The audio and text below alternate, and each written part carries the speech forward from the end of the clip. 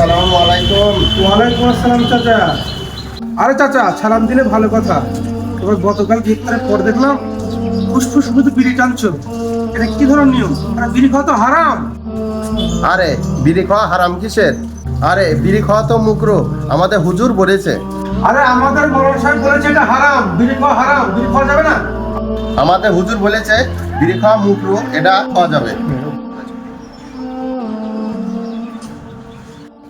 আসসালামু আলাইকুম। ওয়ালাইকুম আসসালাম। আপনারা কি নিয়ে তর্ক বিতর্ক করছেন ফালতু? আরে মৌলানা সাহেব আর বলেন না সে কথা। আমি বলছি চাচাকে বিড়ি খাওয়া হারাম হারাম, আমার কথা মানতে চাচ্ছে না। আপনি একটু বুঝি বলুন তো। আমাদের হুজুর বলেছে বিড়ি খাওয়া মাকরুহ, বিড়ি খাওয়া যাবে। দেখুন, কোরআনে বলা আছে ইন্নামাল খামর, নিশ্চয় মাদক দ্রব্য হারাম। বীরে সিগারেট, গোল, জর্দা, হিরোইন টোটাল হারাম। আজকে আমাদের মধ্যে আলেমরা জর্দা পান খাচ্ছে ইফতার এবং সেহরি করে। তারা নাকি চাটনি খাচ্ছে।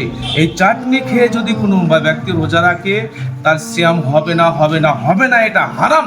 আল্লাহ তাআলা রাসূল বলেন কুল মুসকিরুন হারামুন, প্রত্যেক নেশা জাতীয় হারাম।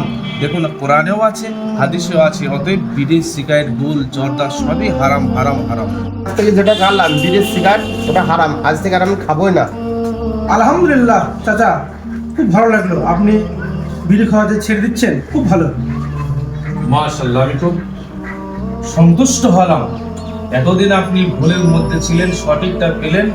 বিড়ি সিগারেট হারাম কি হারাম মনে করে আপনি ছেড়ে দিলেন। এর জন্য আল্লাহর কাছে দোয়া করে আল্লাহ আপনাকে জীবনের সব গুনাহ খাতা ক্ষমা করে দিয়ে সামনে আবার ভালো কাজ করার তৌফিক দান করুন। আমিন। আমিন।